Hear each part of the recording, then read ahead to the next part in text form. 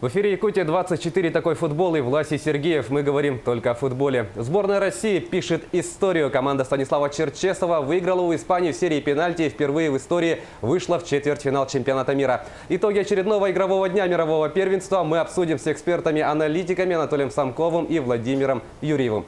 Здравствуйте.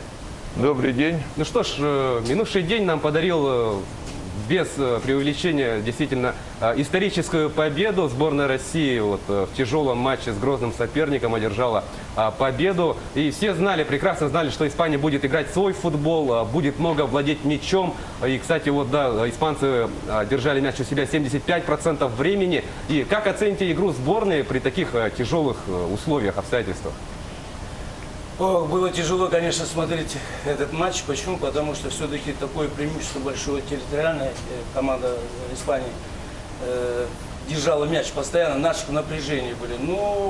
Наша, видать, тактика была такая, от обороны играть. От обороны, и да, 5 защитников играло, это стена была, так сказать, итальянская, как раньше говорили, итальянская... Катеначи. Катеначи, да. И очень сложно было пройти. И поэтому я думаю, что, я смотрел, правда, очень, не знаю, тяжело передать это все.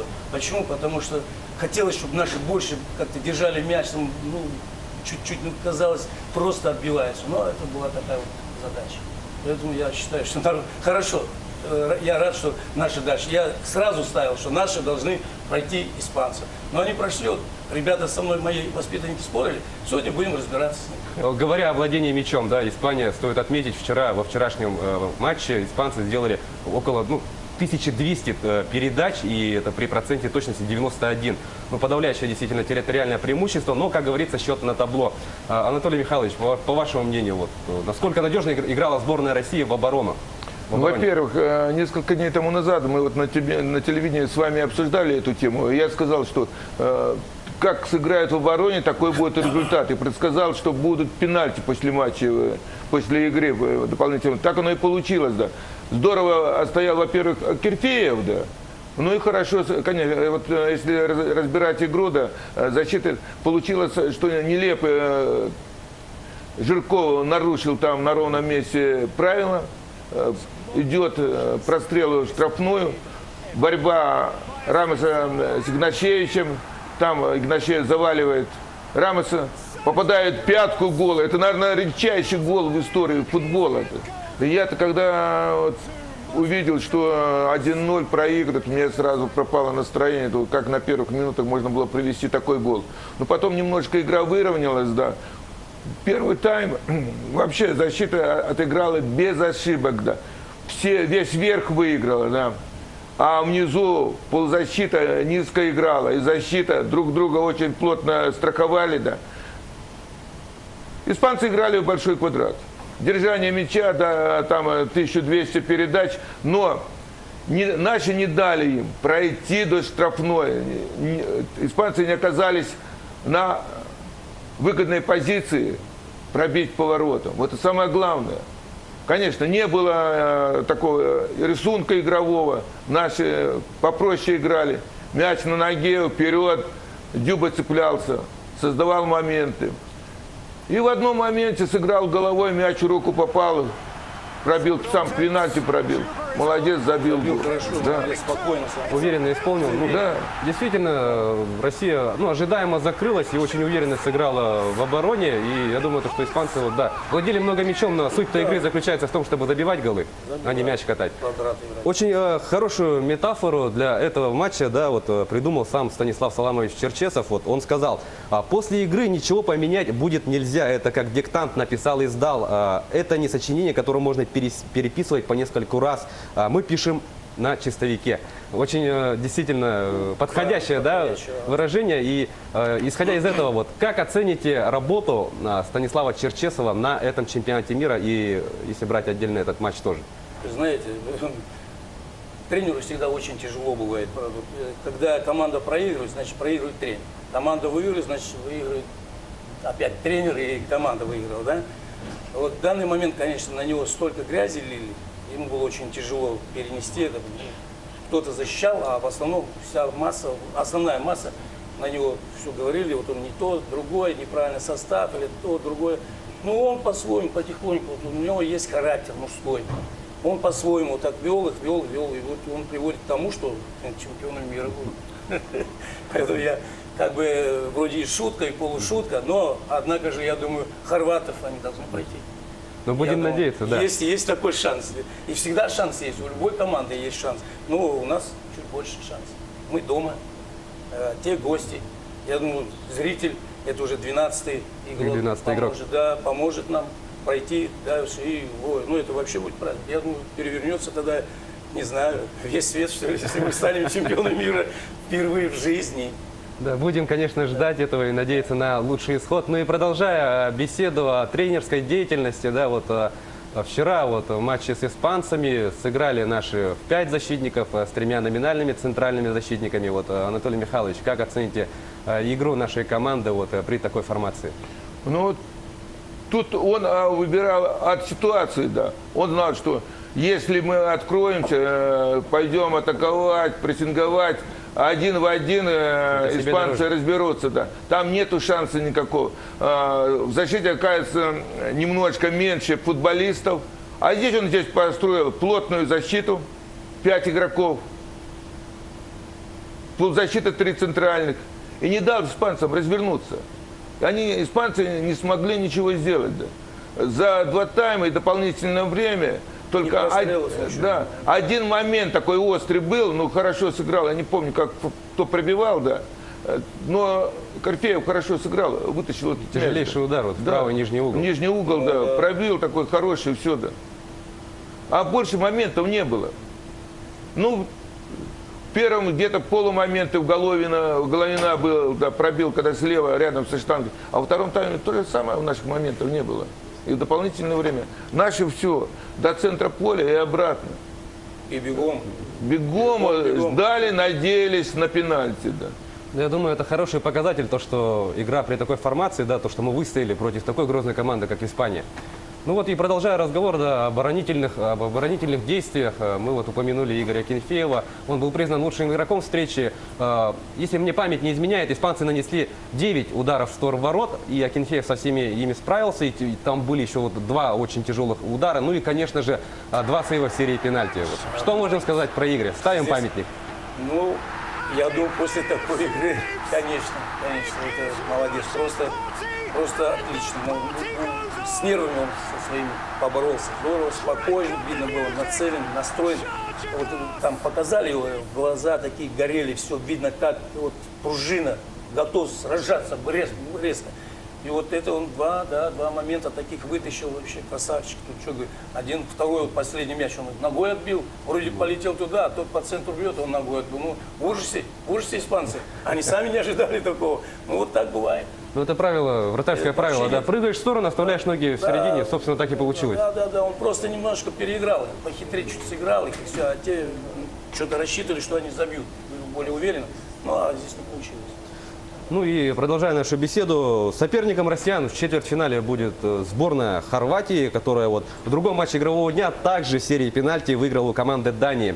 Как вам игра хорватов на этом чемпионате мира? Чего стоит опасаться дружине Станислава Черчесова? Ну, во-первых, хорваты очень хорошо держат мяч. Да. Есть у них как вот, Месси, да, а у хорватов есть свой Модрич. Да, и он показывает очень хорошую игру, да, ведет команду с собой. Я думаю, что не знаю, какую тактику выберет на эту встречу Черчесов, какой состав будет, да. Вот мы вот сегодня знаем, что Жирков не сможет играть левого защитника, потому что Ахилл повредил, все, да. И какую, может, говорят, от добра добро не ищет, может, снова сыграет от защиты, да. Потому что индивидуально хорваты сильные.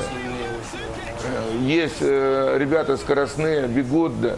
По вашему мнению, вот, как следует сыграть с Хорватией? Вот, опять-таки от обороны или же вот, вернуться к формации 4-2-3-1 и сыграть более открытый футбол? Ну, я думаю, что, наверное, все-таки будут от обороны все-таки. От обороны. Мне так кажется. Ну, не знаю, тут сложно сказать. Тренер там, наверное, решает, тренер, я думаю, соображает. Хорошо, у него команда есть. тренерский состав. Я думаю, там они сядут, все обговорят, и каждого игрока, там же все, разбор идет полностью. И, наверное, что-то, ну, больше от обороны, мне так кажется. Всё. Анатолий Михайлович, Но я, как говорится, Еще интересно, так, Нет, два раза в одну воду не заходит, как говорится. Вот есть народная пословица. Может, более агрессивный футбол покажет, потому что это всё же, Хорватия как-то более славянская команда. И решит, может, более агрессивный, потому что закрытый футбол как-то зрителям не воспринимается. Да, да. Но Что сделать? результат есть результат. Если будет играть на результат, но с другой стороны, хорваты разберут по косточкам эту игру, где, какие слабые места были у сборной России. Может, и будет и тяжело, если просто для Испании наверное, была неожиданность, что они выйдут 5 защитников, да. Они не настроились, к такой тактике играть в плотной обороне.